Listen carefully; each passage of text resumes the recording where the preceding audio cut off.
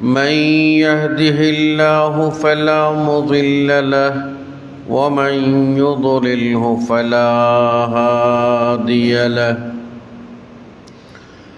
ونشهد أن لا إله إلا الله وحده لا شريك له ونشهد أن محمدًا عبده ورسوله الذي أرسل إلى الناس كافة بشيرا ونذيرا وداعيا إلى الله بإذنه وسراجا منيرا أما بعد فإن خير الحديث كتاب الله وخير الهدي هدي محمد صلى الله عليه وسلم وشر الأمور محدثاتها وكل محدثة بدعة وكل بدعة ضلالة وكل ضلالة في النار فقد قال الله تبارك وتعالى في كلامه المجيد بعد أعوذ بالله من الشيطان الرجيم يا أيها الذين آمنوا قوا أنفسكم وأهليكم نارا الآية সম্মানিত মুসল্লিবৃন্দ,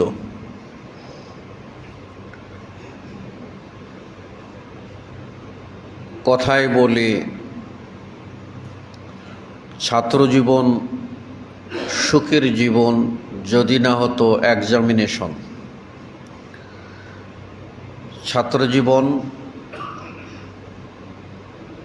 সুখের, আনন্দের, বাপের হোটেলে খায় আর বাপের দেওয়া বেতনে স্কুলে পড়ে অথবা ফ্রি পড়ে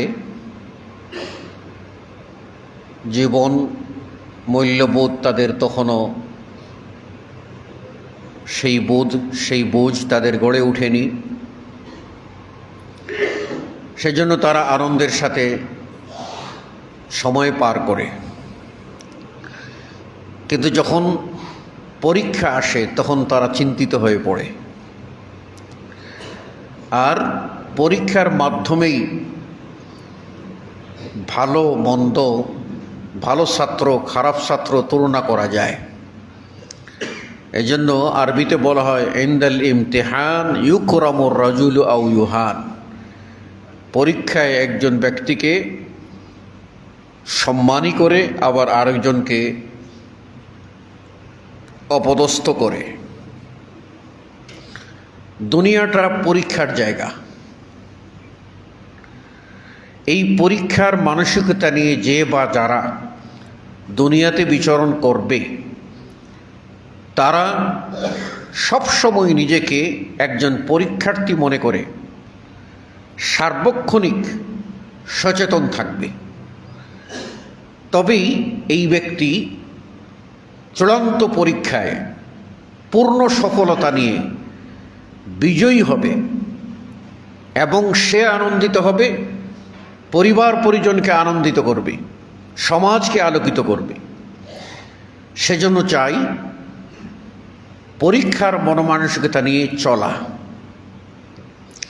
আল্লাহ রাব্বুল আলামিন এই দুনিয়াতে আপনাকে আমাকে যে আয়ুষ্কাল, হায়াত, জীবন দিয়েছেন, এই জীবনটা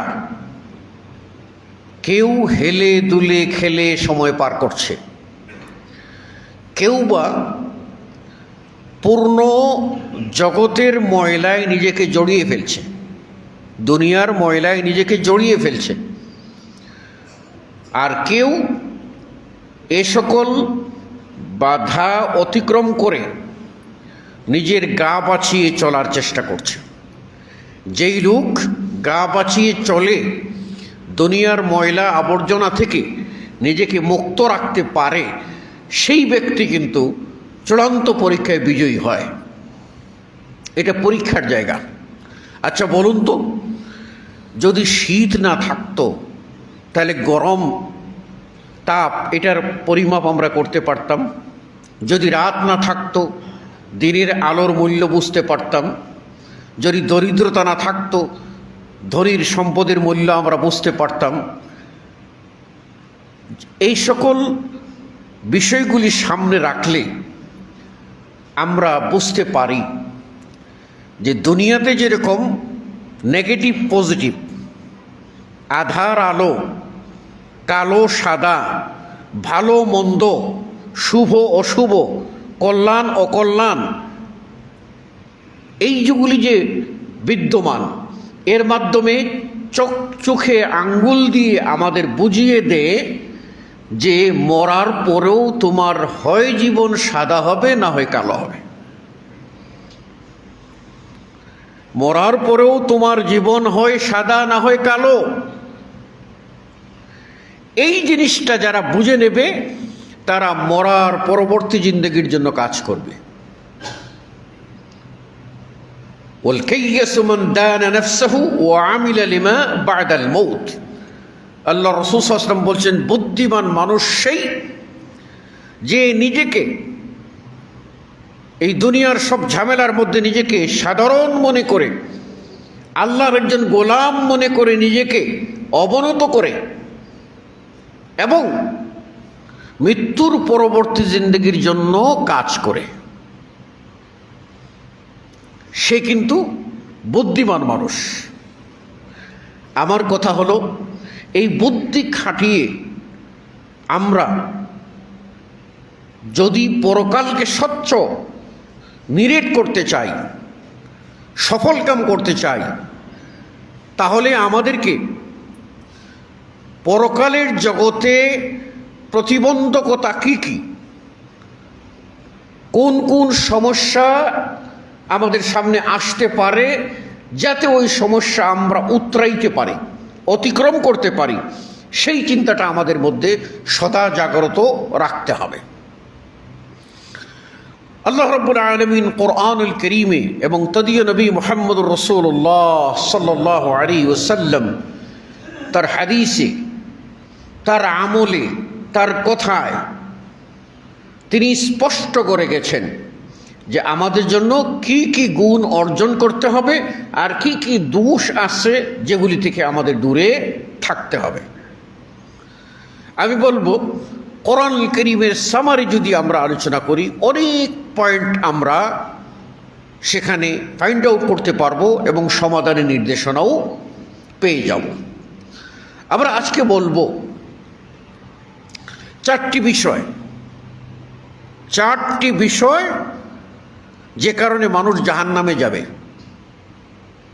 চারটি অপরাধ যে কারণে মানুষ অপরাধী হবে, চারটি দোষ যে দোষে মানুষ দোষী হবে, চারটি বদখাসলত যার কারণে মানুষ পা পিছলাবে, চারটি কারণ যে কারণে মানুষ জাহান্নামে জ্বলবে।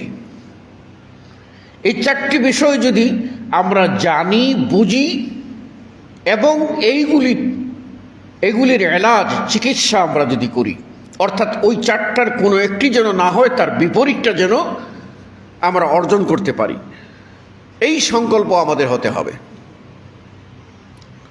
আল্লাহ রাব্বুল আলামিন, মানুষ মরবে, মরার সাথে সাথেই দুনিয়ার সমস্ত কাজকর্ম বন্ধ, সে আর কিছু করতে পারবে না, আখিরাতের জন্য কিছু করতে পারবে না, শেষ। ইনকাতা আনহু আমালু, তার আমল স্টপ। তবে হ্যাঁ, যদি সে তিনটা কাজ করে যায় তাহলে ওটার বেনিফিট সে পেতে থাকবে। নেক্সট সন্তান রেখে গেলে সন্তান দোয়া করবে, ওই তার আমলনামায় যুক্ত হবে। আর যদি সে ইলিম রেখে যায়, ইলিম রেখে যাওয়া, তাহলে ওই ইলিম যতদিন জিন্দা থাকবে ও যতদিন জারি থাকবে ততদিন সে তার আমলনামায় নেকি লেখা হবে। আর সে যদি সাদকায়ে জারিয়া করে যায় তাহলে ওই সাদাকা যতদিন চলবে ততদিন তার আমলনামায় নেকি হবে। দেখেন রাসূল সাল্লাল্লাহু আলাইহি ওয়াসাল্লাম কবরের পাশ দিয়ে যাচ্ছিলেন, তো ওই দুই কবরে আযাব হচ্ছিল। রাসূল সাল্লাল্লাহু আলাইহি ওয়াসাল্লাম সেখানে একটি খেজুর ডালা আনলেন এবং সেখানে তিনি এটা পুঁতে দিলেন। এর থেকে আমাদের সমাজে দেখবেন কিছু লোক মরার পরে কবরে খেজুরের ডাল পুঁতে রাখতে চায়, মনে করে এটা সুন্নত। বড়ই গাছ কিছু একটা পুঁতে রাখতে চায়, এটা সুন্নত না ভাই, এটা সুন্নত না। ওটা ছিল রাসূল সাল্লাল্লাহু আলাইহি ওয়াসাল্লামের স্পেশাল কেস, এটা তার মুজিজার অন্তর্ভুক্ত। কারণ আমার পাশের কবরে জান্নাতের সুবাতাস বয়ে চলেছে না জাহান্নামের আগুনের দহন চলতেছে, আপনি আমি কি টের পাই, জানতে পারি? কোনো উপায় আছে জানার? কোনো উপায় নাই। আল্লাহ রাব্বুল আলামিন তার রাসূল মুহাম্মদ সাল্লাল্লাহু আলাইহি ওয়াসাল্লামকে বলছেন কোরআনে, وَمَا أَنْتَ بِمُسْمِعٍ مَّنْ فِي الْقُبُورِ, হে নবী, কবরে যে আসে তুমি তাকে শুনাইতে পারবে না। নবীকে বলছেন, নবী তুমি কবরে যে শুয়ে আছে, কবরবাসী মরে গেছে, কবরে দাফন করা হয়েছে, তাকে তুমি কিছু শুনাইতে পারবে না। তাহলে আপনি পারবেন? আমি পারবো? কেউ পারবে না। আচ্ছা, কবর থেকে লোকটা যদি চিৎকার দেয়, ডাক দেয়, তাহলে কি আমরা শুনতে পারবো? আমাদেরকে শোনার কোনো উপায় আছে? নাই। রাসূল সাল্লাল্লাহু আলাইহি ওয়াসাল্লাম বলছেন, কবরবাসী কবরে যখন তাকে রাখা হয়, রেখে যখন জনগণ মাটি দিয়ে চলে আসে, তখনই এত নিকটতম সময়ের মধ্যে আল্লাহ রাব্বুল আলামিন ফেরেশতা পাঠিয়ে দেন এবং তাকে কবরে উঠিয়ে বসিয়ে দেওয়া হয়, তার রূহ ফুঁকে দেওয়া হয়, রূহ আবার তার দেহে ফিরিয়ে দেওয়া হয় এবং মুনকার নাকির তাকে সওয়াল করার জন্য প্রস্তুত হন যে এত নিকটতম সময়ে করেন এই কাজটা যে তার আপনজনেরা দাফন করে ফিরে যাচ্ছে বাড়িতে। হাদিসে আসছে হাত্তা ইয়াসমা করান আলাইহিম, আপনজনেদের জুতার আওয়াজ সে কবরে বসে শুনতে পায়। মানে এত ওই যে যাচ্ছে ফিরে কাছাকাছি সময়ে। এরপর যখন প্রশ্নের জবাব সঠিক দেয় তার জন্য সুব্যবস্থা, প্রশ্নের জবাব যখন সঠিক দিতে পারে না তখন তার মাথায় আঘাত করার জন্য হেমার তুলে দেওয়া হয় ফেরেশতাদের হাতে। আর ফেরেশতারা হেমার দিয়ে যখন আঘাত করেন এমনভাবে যে তার মাথা চৌচির হয়ে যায়, ফায়াসিহু সাইহাতান, তখন ওই আঘাতের চোটে ওই ব্যক্তি এমন বিকট চিৎকার করে, বিকট চিৎকার দেয়। আল্লাহ রাসূল সাল্লাল্লাহু আলাইহি ওয়াসাল্লাম বলছেন আশেপাশের সবাই শুনতে পায়, কেবল মানুষ আর জিন ছাড়া। তাহলে কি বুঝলাম? এক আয়াতে রাসূল সাল্লাল্লাহু আলাইহি ওয়াসাল্লাম বলছেন তুমি কবরকে শোনাইতে পারবা না, তাহলে কবরওয়ালাকে ডাকলে শুনবে না। আর এই হাদিস জানতে পারলাম কবরওয়ালা যদি কবর থেকে চিৎকার করে তাহলে আপনি আমি কেউ শুনতে পাবো না। এটা এমন একটা জগৎ, এমন একটা জগৎ যেখানে আমার নিকটে, বাড়ির কাছে, ঘরের পাশে আমার বাবা শুয়ে থাকে, আমি টের পাই না। সুখে না দুঃখে জানার কোনো উপায় নাই। তাহলে এখান থেকে শুরু হয়ে গেল এই কবরের জিন্দেগি, সুখ দুঃখ, এবং সেখানে জান্নাতি জাহান্নামী। আল্লাহ রাব্বুল আলামিন বলছেন ফারিকুন ফিল জান্নাতি ও ফারিকুন ফিস সাঈর, একদল লোক জান্নাতি হবে আর একদল জাহান্নামী হবে। বিশ্বাস হয় না? এটা যেমন আজকে আমি রাত আর দিনের পার্থক্য অনুধাবন করি, সুখ দুঃখের পার্থক্য অনুধাবন করি, ঠিক এটাও অনুধাবন করতে হবে, বুঝতে হবে হৃদয়ে মনে যে এই নিয়ম দিয়ে আল্লাহ বুঝিয়ে দিয়েছেন চোখে আঙ্গুল দিয়ে, এখানে যেমন ভালো মন্দ আছে, রাত দিন আছে, সুখ দুঃখ আছে, ওই পারে গেলেও রাত দিন আছে, সুখ দুঃখ আছে। ওই পারে গেলে একদল জান্নাতে সুখ ভোগ করবে আর আরেক দল লোক জাহান্নামে কষ্ট ভোগ করবে। কেন? তারা পরীক্ষায় ফেল করেছে।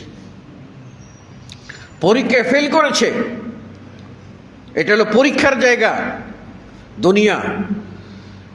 তো এই যে জান্নাতীরা যাবে, জাহান্নামীরা জাহান্নামে যাবে। জান্নাতকে আল্লাহ রাব্বুল আলামিন এমনভাবে বানাবেন যে জান্নাত এমন প্রাসাদ, আজকে আমরা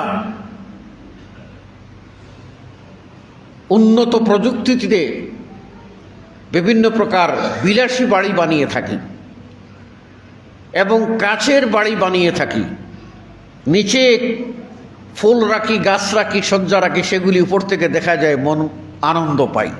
কৃত্রিম ঝর্ণা তৈরি করি, সেগুলির ভিতরে আনন্দ পাই, দেখি। আল্লাহ রাব্বুল আলামিন সেগুলি জান্নাতে ব্যবস্থা রাখবেন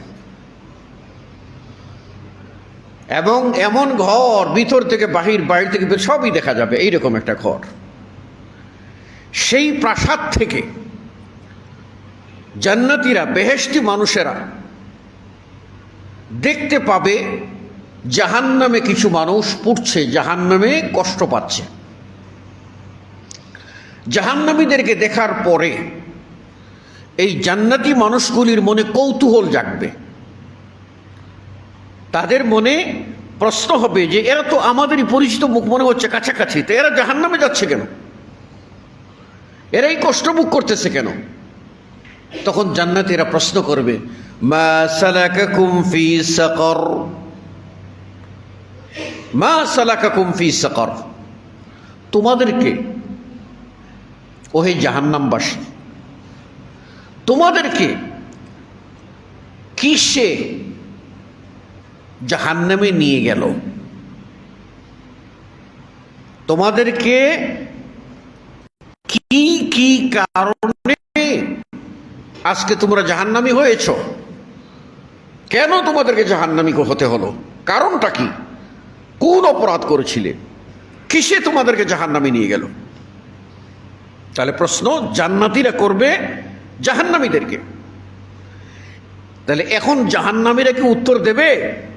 আল্লাহ কোরআনে জাহান্নামীদের উত্তর কোট করেছেন। জাহান্নামীরা তাদের বড় বড় 4টি অপরাধের কথা বলবে। 4টি বড় বড় অপরাধের কথা বলবে। 1 নম্বরে বলবে লাম নাকু মিনাল মুসাল্লিন। 1 নম্বর অপরাধ, আমরা মুসল্লি ছিলাম না, আমরা সালাত আদায় করতাম না, আমরা সালাত আদায় করতাম না। সালাতটা এইরকম যে এটা হচ্ছে আল্লাহর নিয়ামতের স্বীকৃতি। আল্লাহর কি কোনো নিয়ামত আপনি ভোগ করেন? যদি ভোগ করেন তাহলে তার কৃতজ্ঞতা আদায়ের জন্য আপনাকে সালাত আদায় করতে হবে। আপনি কি মহান আল্লাহর অসীম কুদরত সম্পর্কে, অসীম শক্তি সম্পর্কে আপনার কোনো ইলম আছে, জ্ঞান আছে? বলবেন হ্যাঁ, আল্লাহ মহান, আমি বিশ্বাস করি। তাহলে এই বিশ্বাস যদি করেই থাকেন, এর দাবি হলো আপনাকে সালাত আদায় করতে হবে। আপনি কি বিশ্বাস করেন যে আপনার রব, তিনি আপনাকে পাকড়াও করবেন, তার কাছেই আপনাকে ফিরে যেতে হবে, কোনো গতি নাই? যদি বিশ্বাস করে থাকেন তাহলে অবশ্যই আপনাকে সালাত আদায় করতে হবে। আপনি কি কিয়ামতে বিশ্বাসী? আপনি কি জান্নাত জাহান্নামে বিশ্বাসী? আপনি কি ফুলসিরাতে বিশ্বাসী? আপনি কি মিজান দাড়িপাল্লা দাঁড় করিয়ে যখন নেকি বদি ওজন করা হবে তা বিশ্বাস করেন? যদি বিশ্বাসী হয়ে থাকেন তাহলে আপনাকে অবশ্যই সলাত আদায় করতে হবে। এই সলাত আল্লাহর সাথে আপনার সম্পর্কের সুতা। সলাত আদায় করবেন, আল্লাহর সাথে সম্পর্ক স্থাপিত হবে। সলাত আদায় করবেন না, আল্লাহর সাথে আপনার সম্পর্ক বিচ্ছিন্ন হয়ে যাবে। কারণ আল্লাহ রাসূল সাল্লাল্লাহু আলাইহি ওয়াসাল্লাম বলেছেন, আল আহদুল্লাযী বাইনানা ওয়া বাইনাহুম আস-সালাহ। মুসলিম আর অমুসলিমের ভিতরে পার্থক্যের অঙ্গীকার হচ্ছে সলাত। যেই লোক সলাত আদায় করে সে মুসলিম, যেই লোক সলাত আদায় করে না সেই লোক মুসলিম নয়। সাহাবী মুআয ইবনে জাবাল রাদিয়াল্লাহু তাআলা আনহুকে আল্লাহ রাসূল সাল্লাল্লাহু আলাইহি ওয়াসাল্লাম যখন ইয়ামানে ইসলামের দাওয়াত দেওয়ার জন্য পাঠিয়েছিলেন, তখন আল্লাহ নবী বলেন, হে মুআয, ইন্নাকা লাতাতি কওমান, হে মুআয, তুমি এমন একটি সম্প্রদায়ের কাছে যাচ্ছ, এই সম্প্রদায়ের লোকেরা সবাই আহলে কিতাব, তারা হলো ইহুদি ও খ্রিস্টান। এই মানুষগুলি তুমি প্রথম যে জিনিসের দাওয়াত দেবে সেটা হলো তাওহীদের দাওয়াত দেবে, একত্ববাদের দাওয়াত দেবে, লা ইলাহা ইল্লাল্লাহ এর দাওয়াত দেবে, এবং আমি যে আল্লাহর রাসূল এই কথা বিশ্বাস করার জন্য তাদের দাওয়াত দেবে। প্রথম দাওয়াত ঈমানের দাওয়াত, প্রথম দাওয়াত আকীদার দাওয়াত, প্রথম দাওয়াত তাওহীদের দাওয়াত, প্রথম দাওয়াত শাহাদাতের দাওয়াত। কিসের? আল্লাহর একত্ববাদ, লা ইলাহা ইল্লাল্লাহ ওয়া আন্না মুহাম্মাদুর রাসূলুল্লাহ। তাওহীদ এবং রিসালাত দুটি বিশ্বাস করার দাওয়াত। এটাই হলো ইসলামের 5টি রুকুনের প্রথম। সেটা তুমি দাওয়াত দেবে। ফাইনহুম আতাউকা লিযালিক, যদি তারা তোমার এই দাওয়াত মেনে নেয়, তোমার আনুগত্য করে, অর্থাৎ তারা বলে, স্বীকার করে, আশহাদু আল্লা ইলাহা ইল্লাল্লাহ ওয়া আশহাদু আন্না মুহাম্মাদুর রাসূলুল্লাহ, তাহলে তারা কি করলো? ইসলামের মেইন ফটক দিয়ে প্রবেশ করে ফেললো। ফাইখওয়ানুকুম ফিদ্দীন, তারা তোমাদের দ্বীনি ভাই হয়ে গেল। এখন এই দ্বীনি ভাই হয়ে গেলে কতক্ষণ এই ভাইয়ালা সম্পর্ক থাকবে? যতক্ষণ দ্বীনের উপরে থাকবে, যতক্ষণ লা ইলাহা ইল্লাল্লাহর উপরে থাকবে, যতক্ষণ মুহাম্মদুর রাসূলুল্লাহ সাল্লাল্লাহু আলাইহি ওয়াসাল্লামের আনুগত্য করবে ততক্ষণ। আর এটার জন্য মাপকাঠি হচ্ছে, তুমি একটু মাপতে চাও তাহলে একটু মেপে নিও। কি? যদি তারা তাওহীদ ও রিসালাতকে মেনে নেয় তাহলে তাদেরকে জানিয়ে দেবে, আন্নাল্লাহ ফারাযা আলাইহিম খামসা সালাওয়াতিন ফিল ইয়াউমি ওয়াল লাইলা, দিবারাত্র 24 ঘন্টায় আল্লাহ তাদের উপরে 5 ওয়াক্ত সালাত ফরজ করেছেন। তাহলে তাওহীদ ও রিসালাতের স্বীকৃতির পর প্রথম কাজ কি? সালাত আদায় করা।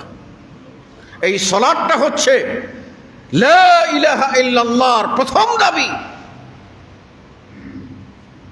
আল্লাহর সাথে সম্পর্ক করেছো, এই সম্পর্ক রক্ষার প্রথম শর্ত হলো সালাত আদায় করা। এই সালাত যদি আদায় করো আল্লাহর সাথে সম্পর্ক থাকবে, আর সালাত আদায় না করলে থাকবে না। এবার রাসূল সাল্লাল্লাহু আলাইহি ওয়াসাল্লাম বললেন, যদি তারা এই দ্বিতীয় শর্ত মেনে নেয়, অর্থাৎ সালাত আদায় করবে, তারা নামাজি হবে, সালাত আদায় করবে, এই আমলটা শুরু করে দেয়, তাহলে তাদেরকে জানিয়ে দেবে আল্লাহ রাব্বুল আলামিন তাদের সম্পত্তির উপরে যাকাত ফরজ করেছেন। এর দ্বারা কি বোঝা গেল? বোঝা গেল আশহাদু আল্লা ইলাহা ইল্লাল্লাহ ওয়াহদাহু লা শারীকা লাহু ওয়া আশহাদু আন্না মুহাম্মাদান আবদুহু ওয়া রাসূলুহু, এই কালিমা পাঠ করলেই একজন ব্যক্তি পূর্ণাঙ্গ মুসলিম হতে পারে না যতক্ষণ না সে এই কালিমার দাবি অনুযায়ী আল্লাহর সাথে গভীর সম্পর্ক স্থাপন করবে। আর আল্লাহর সাথে গভীর সম্পর্ক স্থাপন করতে পারবে না, তার আর আল্লাহর মাঝখানে থাকবে বিশাল সমুদ্র, বিশাল নদী। ওই নদীর উপরে তাকে ব্রিজ বানাতে হবে, তারপরেই আল্লাহর সাথে সম্পর্ক স্থাপন করতে পারবে। আর এই ব্রিজটাই হলো 5 ওয়াক্ত সালাত। এই 5 ওয়াক্ত সালাত আদায় করবে, আল্লাহর সাথে সম্পর্ক স্থাপন হয়ে গেল। এবার আল্লাহ রাব্বুল আলামিন বলেছেন, যখন আমার সাথে সম্পর্ক হয়ে গেছে, আমার নিয়ামত খাও, আমার গুণ গাও, তুমি একটু যাকাতটা দিও। তাহলে বোঝা গেল আমাদের আঞ্চলিক ভাষায় বলি কালিমা, কালিমার পরেই নামাজ। এই নামাজ স্বীকার করবেন, এই সালাত স্বীকার করবেন, তারপরে আপনার উপরে ইসলামের অন্যান্য ফরজ। তার মানে সালাত আছে, ইসলাম আছে। সালাত নাই, ইসলাম নাই। সালাত আছে, আল্লাহর সাথে সম্পর্ক আছে। সালাত নাই, আল্লাহর সাথে সম্পর্ক নাই। এই জন্য রাসূল সাল্লাল্লাহু আলাইহি ওয়াসাল্লাম কি বলেছেন? আউয়ালু মা ইউহাসাবু বিহিল আবদু ইয়াউমাল কিয়ামাতি আস-সালাহ। কিয়ামতের মাঠে বান্দার আমলের মধ্যে সর্বপ্রথম হিসাব নেওয়া হবে তার সালাতের। যদি সালাতের জবাব সঠিক দিতে পারে, তাহলে তার যাকাত, তার সিয়াম, তার হজ, তার যত আছে সব ইবাদত আল্লাহ কবুল করবেন। পক্ষান্তরে ওয়াইন ফাসাদাত, যদি সে সালাতের জবাব দিতে না পারে, ব্যর্থ হয়ে যায়, তাহলে তার জীবনের কোনো আমল আর মাপা হবে না, কোনো আমল আর গ্রহণ করা হবে না। কেন? সে ওই ব্রিজটা করতে পারে নাই। ওই পারে যে পার হবে, ব্রিজ থাকলে তো তার অন্যান্য মালামাল সে পার করবে। ব্রিজই নাই, অর্থাৎ সালাতই নাই, সে ওই পারে যাবে কি করে? তার হজ সম্ভব না। খাল পার হবে না, নদী পার হবে না, সমুদ্র পার হবে না। এই পারে তার আমলের ভান্ডার, ওই পারে হলো মহান আল্লাহ, যাবে না। সে ব্রিজটা করে নাই। ব্রিজ হলো সালাত, সালাত আদায় করে নাই, তার রোজা ওই পারে যাবে না, তার যাকাত ওই পারে যাবে না, তার হজ ওই পারে যাবে না, তার বিররুল ওয়ালিদাইন, পিতামাতার সেবা ওই পারে যাবে না, সন্তান প্রতিপালনের যে সওয়াব ওই পারে যাবে না, মসজিদ বানানোর সওয়াব ওই পারে যাবে না, মাদ্রাসা বানানোর সওয়াব ওই পারে যাবে না, ইলম বিতরণের সওয়াব ওই পারে যাবে না, শিক্ষকতার সওয়াব ওই পারে যাবে না, দুস্থ অসহায় মানুষের সেবা করার সওয়াব ওই পারে যাবে না, তার ত্রাণ দেওয়ার সওয়াব ওই পারে এক সুতাও পার হবে না, একটা বালুকণাও পার হবে না। তাহলে প্রথম হচ্ছে আপনাকে সালাতে অঙ্গীকার হতে হবে। আর এই কথাই কোরআনুল কারীমের সফলকাম মুমিনদের বৈশিষ্ট্য বর্ণনা করতে গিয়ে 18 নম্বর পারার প্রথম আয়াত সূরা আল মুমিনুন কি বলেছেন? বিসমিল্লাহির রহমানির রহিম, قد أفلح المؤمنون। সফলকাম মুমিন, বিজয়ী মুমিন, জান্নাতি মুমিন, আল্লাহর প্রিয় বান্দা কারা? আল্লাযীনা হুম ফী সালাতিহিম খাশিউন, যারা তাদের সালাতে, নামাজে বিনয়ী। দেখেন, জাহান্নামে যাওয়ার প্রথম কারণ কি? লাম নাকু মিনাল মুসাল্লিন, আমরা মুসল্লি ছিলাম না, এই জন্য জাহান্নামী। আল্লাহ বলেন, জান্নাতি হতে চাও, সফলতা অর্জন করতে চাও, তাহলে তোমাকে সফলকাম মুমিন হতে গেলে তোমার প্রথম শর্তই হলো কি হতে? ফি সালাতিহিম খাশিউন, সালাতে বিনয়ী হতে হবে। তাহলে বিজয়ের, সফলতার প্রথম ইবাদত কি বলা হয়েছে? সালাত। আর এর বিপরীতে জাহান্নামে যাওয়ার প্রথম অপরাধ বলা হয়েছে সালাত ত্যাগ করা। তাহলে সলাত আদায়ে বিজয়ী, সলাত আদায়ে বিজয়ী আর সলাত ত্যাগ করার ভিতরে ব্যর্থতা, সলাত ত্যাগ করার মধ্যেই আপনার জন্য কি? জাহান্নাম। তাহলে সলাতটা কত বড় গুরুত্বপূর্ণ বিষয় এবার চিন্তা করছেন? তারপরে আল্লাহ বলছেন, ওই জাহান্নামীরা বলবে, তাদের দ্বিতীয় অপরাধ, ওয়ালাম নাকু নুতইমুল মিসকিন, আমাদের দ্বিতীয় অপরাধ, জাহান্নামে যাবার দ্বিতীয় কারণ, আমরা মিসকিনকে খাবার দিতাম না। এর মানে কি? তাহলে মিসকিনকে খাওয়াইলে আপনি জান্নাতে যেতে পারবেন, তাই তো? এর মূল অর্থ হলো, আল্লাহ যে আমাদের উপরে ইসলামের বুনিয়াদ 5টি দিয়েছেন, 5টির ভিতরে সলাতের পরেই যে আমাদের উপরে যাকাত ফরজ করেছেন, সেই যাকাত আমরা দিতাম না। ভাই, যে যাকাত দে সেই তো সদকা করে, যে যাকাত দে সেই তো সদকা করে। প্রথম তার মালকে ময়লা থেকে পরিষ্কার করে, মালকে কি করে? ময়লা থেকে পরিষ্কার করে। আল্লাহ রসুল সাল্লাল্লাহু আলাইহি ওয়াসাল্লামের জন্য আল্লাহ রাব্বুল আলামিন রসুলের জন্য, রসুলের পরিবারের জন্য যাকাতকে হারাম করে দিয়েছেন। যাকাত খাবেন না নবী, নিষিদ্ধ। কেন? এই যাকাত হচ্ছে মালের ময়লা, ময়লা খাওয়াইয়ে নবীকে ময়লাযুক্ত আল্লাহ করতে চাননি। কথা বুঝতে পেরেছেন? তাহলে মালের ময়লা আগে পরিষ্কার করুন। এই ময়লা পরিষ্কার যদি আপনি করেন, তাহলে যে মালটি আপনার কাছে থাকলো, এটা হলো খাঁটি মাল, পবিত্র মাল। এই পবিত্র মাল থেকে 1 টাকা দান করবেন, এটাই হবে আপনার 1000 কোটি টাকা। ময়লা মাল দান করলে কোনো নেকি নাই। বুঝতে পেরেছেন? সুদ, রিবা, ব্যাংকের সুদ, সুদি কারবারে যে অর্থ, এইগুলি যদি আপনি ঢের দান করেন, কোনো সওয়াব নাই। কেন? এটা ময়লা। এটা দিয়ে দিতে হবে এই কারণে যে ময়লা সাফ করতে হবে। আল্লাহ রাব্বুল আলামিন এইখানে সফলকাম মুমিনদের কথা বলেছেন। তারা কারা? ওয়াল্লাযীনা হুম লিয-যাকাতি ফাইলুন, তারা তাদের যাকাত দেয়। তাহলে আপনি বিজয়ী মুমিন হবেন, জান্নাতি মুমিন হবেন, আপনার কাজ হবে যাকাত প্রদান করা। আর যদি আপনি যাকাত না দেন, তাহলে জাহান্নামী ব্যক্তিদের আর্তচিৎকারে ফুটে উঠবে তাদের অপরাধ, যে আমরা ওয়ালাম নাকু নুতইমুল মিসকিন, আমরা মিসকিনদের খাবার দিতাম না।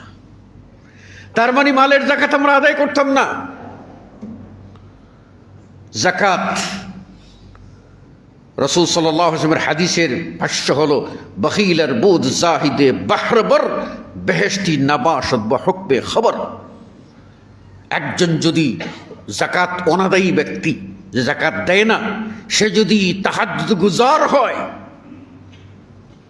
তাহাজ্জুদ গুজার হয়, ঢের মাল দান করে কিন্তু যাকাত দেয় না, বিরাট লোক, মসজিদ বানায় শত শত, মাদ্রাসা বানায় শত শত, হাজার হাজার ছাত্র পালে, লক্ষ লক্ষ কাজ করে, কোটি কোটি, মগর যাকাত দেয় না, সেই লোকটা কি হলো? আমরা বলি না গ্রাম দেশে কথা, লঙ্গি খুলে মাথায় পাগড়ি বাঁধার মতো। আরে বেটা, তোমার আগে লঙ্গি পরো, ইজ্জত ডাকো, অর্থাৎ যাকাতটা আসল ফরজ দাও, দেওয়ার পরে পারলে তুমি টুপি পরো, না থাকলে খালিই থাকো, আগে ফরজটা আদায় করো। এই দেশের নয়, বর্তমান বিশ্বের বেশিরভাগ মানুষ, আমি বলবো 95% না, আরো বেশি বলা যাবে, এই মানুষগুলি, তাদের ভিতরে 90% মানুষ যাকাত দেয় না। যে 5% মানুষ জাকাত দেয়, এই 5% মানুষ জাকাত দেয় তাদের মন মতো, তাদের মন মতো, কোরআনের নির্দেশ মতো না, রসুলের হাদিস মতো না। তারা নিজেরা একটা থুক বরাদ্দের মতো একটা জাকাত দিয়ে দেয়, কিন্তু হিসাব করে, পুঙ্খানুপুঙ্খ হিসাব করে জাকাত দিতে হবে। বৎসরের আয় ব্যয় ক্লোজ করে কত টাকা হলো এটার হিসাব করে না, কারণ তাদের আয় যা, তাদের কোনো আয় নাই। বড় বড় কোম্পানি কোনো, মানে দুনিয়ার ভিতরে সবচেয়ে যদি কোনো মিসকিন থাকে, ফকির থাকে, গরিব থাকে, তাহলে বড় বড় কোম্পানিওয়ালারা। বড় বড় কোম্পানির মালিকের মতো গরিব কেউ নাই। সাধারণ আপনি দিন আনেন দিন খান, এদের দেখা যাবে যে ঋণ যদি থাকে তাহলে 5,000 টাকার ঋণ, 10,000 টাকার ঋণ, 20,000 টাকার ঋণ, বড় দূর 50,000 টাকা। আর এরা এক বাড়ি ভাড়া দেয়, যে বাড়িতে থাকে ওরা মাসে 3 লাখ টাকা ভাড়া দেয়, 4 লাখ টাকা ভাড়া দেয়, কোনো ব্যাপারই না। একটা গাড়ি চড়ে 3 কোটি 4 কোটি টাকার একটা গাড়ি চড়ে। এদের গানম্যান লাগে, এদের 50-50 1 লাখ টাকা, বা 1,20,000 করে লাগে, তাহলে 2,40,000 টাকা এদের কিন্তু এগুলি লাগে।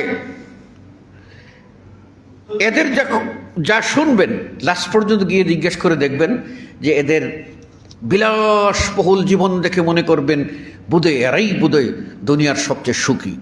গিয়ে দেখেন ওরা বলবে আমার 2,500 কোটি টাকা ব্যাংকের ঋণ, 5,000 কোটি টাকা ব্যাংকের ঋণ। এরা মিসকিন, এরা 2 হাত খুলে দিয়ে ঋণ করে পারে না, 2 পা দিয়েও ঋণ করে। শাখা প্রশাখা খালি বাড়ায়, ভরসা তাদের আল্লাহর উপরে নাই ম্যাক্সিমাম মানুষ। আর ওই যে 5% আছে যারা জাকাত দেয়, তাদের এই অবস্থা দেখবেন যে 1 অথবা 2% মানুষ জাকাত ক্লিয়ার করে দেয়। আর ক্লিয়ার করে কারা জানেন? এই 2%-এর ভিতরে যারা হলো আপনার বৎসরে খরচ মরচ কইরা 2-3 লাখ টাকা থাকে, এই ক্যাটাগরির মানুষ হিসাব কইরা জাকাত দেয়। আর বেশিরভাগ মানুষ হিসাব করে জাকাত দেয় না। যদি জাকাত নিয়ে না দিয়ে থাকে তাহলে কি হবে?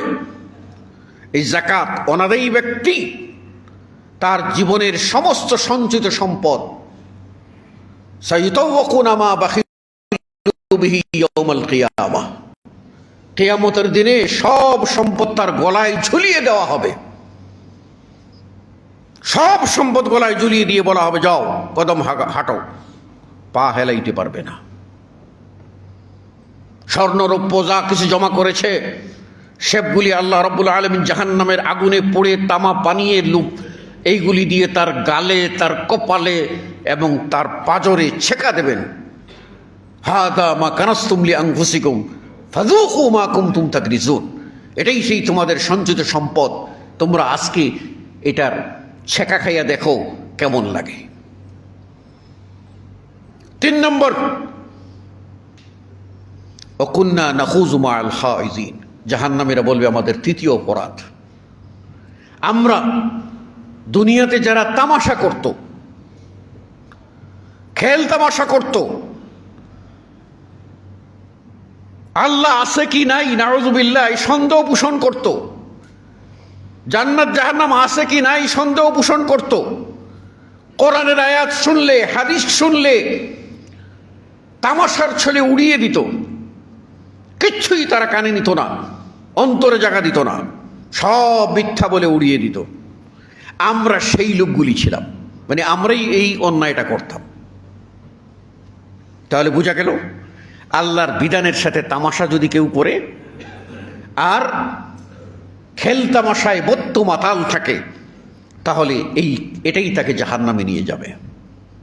আর এই কথাই আল্লাহ সূরা আল মুমিনুনে বলছেন, ওয়াল্লাযীনা হুম আনিল লাগবি মুরিযুন, বিজয়ী মানুষ, জান্নাতি মানুষ, ইমানদার মানুষ, মুত্তাকি মানুষ, পরহেজগার মানুষ, তারা যত প্রকার বাজে কাজ আছে, অহেতুক কাজ আছে, মানে এই সবগুলি থেকে তারা নিজেকে বাঁচিয়ে রাখে। তাহলে কি বুঝলেন? আপনি যদি বিজয়ী মানুষ হতে চান তাহলে বাজে কাজ থেকে আপনাকে মুক্ত থাকতে হবে। আর যদি জাহান্নামে যেতে চান, বাজে কাজে জড়িয়ে যান। নাউযুবিল্লাহি মিন যালিক। 4 নম্বর, ওয়া কুন্না নুকাযযিবু বিয়াউমিদ্দিন, বিচার দিবস, পরকাল, এটাকে আমরা অস্বীকার করতাম। আচ্ছা বলুন তো, আমরা কি পরকালকে স্বীকার করি? আমরা এখন 100তে 100 বলবো হ্যাঁ আমরা স্বীকার করি, 100তে 100 বলবো আমরা স্বীকার করি। কিন্তু বাস্তবে কি আমরা পরকালকে স্বীকার করি? এটা ওই লোকটার মতো যে লোকটা তার বাপেরে বাপ বলে, আব্বা আব্বা, ও আব্বা আব্বা। কি রে বাবা? বলে আব্বা। কি হয়েছে? বলে আব্বা। আরে বাবা বল। আব্বা। বাবা রে, যা তো, আমার ঔষধ নাই, রাত্রে আমার ঘুম হবে না এই ওষুধটা না আসলে। পারলে তোমারটা তুমি লইয়ে আসো গিয়ে, আমি এই রাতে বেরোতে পারবো না। বাবারে, আমার জন্য একটা ডাক্তার তাড়াতাড়ি আনতে হবে। তোমারটা তুমি পারলে নিয়ে আসো, যে ঝড় শুরু হয়েছে এই রাত্রে আমি বেরোতে পারবো না। বাবারে, একটা পাউরুটি দেশাই দেখি খাইতে পারি কিনা, পেটের জ্বালায় সহ্য হয় না, দোকানপাট বন্ধ, না খাইয়ে থাকো। ওই 100 বার বাবা ডাকুক আর 20 বার বাবা ডাকুক, বাবার কোনো প্রয়োজন যে মিটায় না, সেই লোকের বাবা ডাকা যেমন নিরর্থক, অর্থহীন, ঠিক যেই লোক বলে আমরা পরকালে বিশ্বাসী, পরকালের কোনো কথা শোনে না, আমল করে না, পরকালে যে কারণে জাহান্নামে যাবে সেইগুলি থেকে নিজেকে বাঁচিয়ে রাখে না, বরং বেপরোয়া গড্ডালিকে গা বাসিয়ে চলে, ওই ব্যক্তির আল্লাহ আল্লাহ জবান দিয়ে বলা আর না বলা সমান কথা। অতএব বলছি, জাহান্নাম থেকে বাঁচতে চান তাহলে সলাত আদায় করুন, সলাতকে ত্যাগ করবেন না। জাহান্নাম থেকে বাঁচতে চান তাহলে যাকাত দিন, মালের হক আদায় করুন, বখিলি করবেন না। জাহান্নাম থেকে বাঁচতে চান, পরকালকে ইয়াকিনের সাথে বিশ্বাস করুন, তামাশা করবেন না। জাহান্নাম থেকে বাঁচতে চান তাহলে আপনি আখিরাত যে জবাবদেহিতা, এই জবাবদেহিতার চিন্তা করে আপনার আমার আমলকে গঠন করুন। আল্লাহ রাব্বুল আলামিন সফল কাম মুমিনদের কথা বলেছেন, সলাতে বিনয়ী হতে হবে এবং অহেতুক অবান্তর কাছ থেকে মুক্ত থাকতে হবে, যাকাত প্রদান করতে হবে, লজ্জাস্থানের হেফাজত করতে হবে এবং আমানত রক্ষা করতে হবে, ওয়াদা রক্ষা করতে হবে, আর সলাতে জামাতের সাথে সলাত আদায় করতে হবে। যদি এই কাজ করেন তাহলে আল্লাহ বলছেন উলাইকা হুমুল ওয়ারিসুন, তারাই হবে উত্তরাধিকারী। কোথাকার উত্তরাধিকারী হবে? জান্নাতের উত্তরাধিকারী হবে। আপনি জান্নাতের ওয়ারিস হতে চান তাহলে এই গুণ অর্জন করুন। আর যে 4টি মহাদোষের কথা বললাম, সূরা আল মুদ্দাসসিরে আল্লাহ বলে দিয়েছেন, সেই জাহান্নামীদের সেই ভয়াবহ এই দোষগুলি থেকে মুক্ত থাকার চেষ্টা করুন। আল্লাহ রাব্বুল আলামিন আপনাকে, আমাকে, সকলকে জাহান্নামী খাসলত থেকে মুক্ত হয়ে জান্নাতি মানুষের গুণ ও বৈশিষ্ট্যে আলোকময় জীবন যাপন করার তৌফিক দান করুন। আমিন। আকুলু কওলি হাযা আস্তাগফিরুল্লাহ লি ওয়া লাকুম ওয়া লিসাইরিল মুসলিমিন।